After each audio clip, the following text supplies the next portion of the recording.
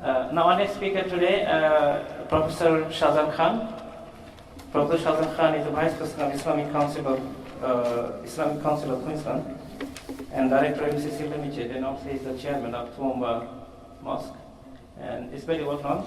I'd like to invite Professor Shahjahan to speak to this session today, inshallah.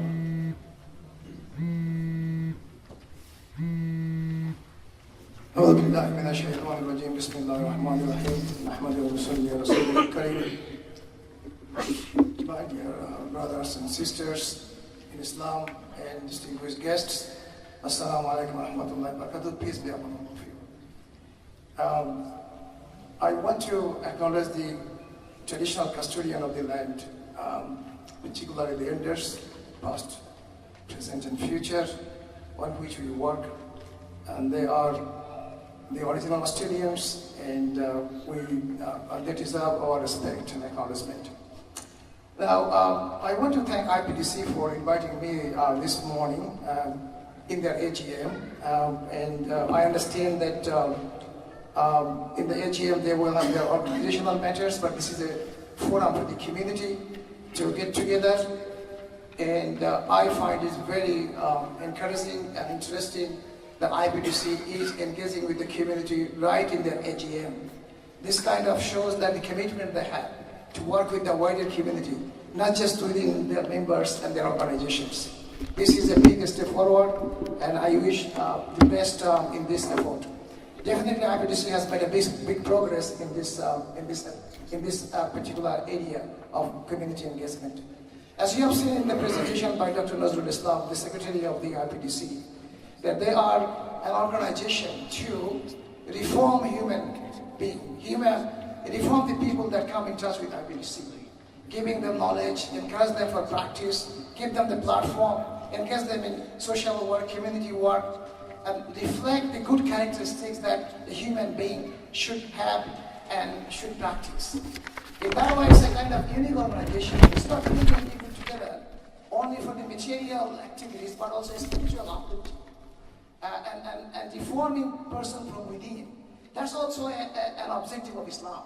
Islam wants to make people a better person through practice of the rituals and obligations of Islam. So IPDC is doing that job, and I'm really impressed by their activities, and I hope that they continue doing, and the community do understand and acknowledge their contribution in that particular area.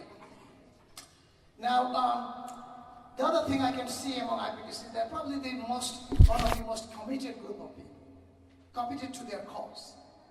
That they sacrifice. I mean, you can see they come from Perth and other states and cities here only to please the God Almighty, Allah subhanahu wa ta'ala.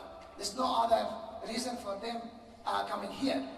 And this is a great spirit that we can learn from, that when it's come to the call of Allah subhanahu wa ta'ala, the greater call for Allah subhanahu wa ta'ala, then the personal matters. It doesn't matter. It's the spirituality, it's the upliftment toward the connection with God Almighty. Is that what gets the priority? And this is another thing that the wider community probably don't know much about IPDC. They are not just dawah and things, but I also tell them this is the shahada. The dawah is calling people by words or writings, but shahada is calling people by example. Stand up what you are, let other people see it. And the Imam explained in the beginning, the Imam Akram Baksh, that it's the khuluq, is the character. And when the character of Muslim will be exposed to the wider community, I am sure, reclaim Australia or don't reclaim Australia, they all will be convinced that Muslims are no evil. Muslims are no bad for anybody. Muslims can be only good for everybody. So that's our job, to expose ourselves through our activities and action and engagement, that what we are. We are not what is in the TV, the ISOL and whatever it is. By the way, who created ISOLs? Who is giving them arms? Who gave them training? Who is financing them? It's a big question to be asked. Nobody asking these questions. Now, this is what we need to come up with our character and show the wider community, as well as the Muslim community, that we are here to good for everybody, not to harm anybody, because our religion does not allow to harm anybody. Our religion tells us that we will be rewarded for anything we do good to anybody. Doesn't matter what religion, even not even human being, the animals. So that's the spirit, that's the teaching, that's the message that IPDC is promoting, and inshallah it will be promoted in further in future as well. Islam is not a new religion. It has gone through all the scrutiny that you see today by some people in Australia. You have seen attack on burqa, sympathy for women, Muslim women, that the Muslim men are imposing on them, which is a lie. Then came to Sharia, and then came to halal, and then came to anti-mosque, and you name it. There is nothing truth about it. When you talk about the halal thing, you know, the agriculture minister of the federal government clearly said, if halal meat is stopped in Australia, the meat price in this country will go 3 times up. It's not me, it's the agriculture minister, Barnaby Joyce, he said. And what about Sharia? I mean, when I wake up in the morning, I go to the toilet. I brush my teeth. I prepare myself for prayers. All I practice Sharia. Is that anything hurting anybody? Is that bad for anybody? I am clean. I look after my neighbor. I smile to the people. These are part of Islamic Sharia. When somebody is under trouble, I open my pocket, bank account, give money. Part of my Sharia. Is that a problem? No. Like I come from Tumba. Tumba has a big festival today. Starting from yesterday, 1 week, the Carnival of Flowers. A lot of people go to Tumba today. We are collecting funds for the refugees in Syria. We already collected more than $5,000. And inshallah, we will channel that to the people who deserve this fund. So that's part of our Sharia. So we're helping people, humanity. When there was a big cyclone in East Fall, in Queensland, mid-Queensland, we collected fund. When there's a big fire, a bushfire in Victoria, we collected fund. It's part of our Sharia. It's all giving us to incentive to help the humanity, help the needy.